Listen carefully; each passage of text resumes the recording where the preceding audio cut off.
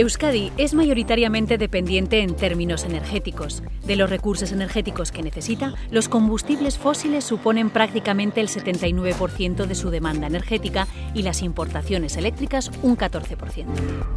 Euskadi debe mantenerse firme en su decisión de avanzar hacia la sostenibilidad del sistema energético, sostenibilidad económica, medioambiental y social. Para lograr este triple objetivo, varios aspectos son clave, pero el vector fundamental es el de maximizar el fomento de la eficiencia energética, intensificando con ello las actuaciones en materia de ahorro energético.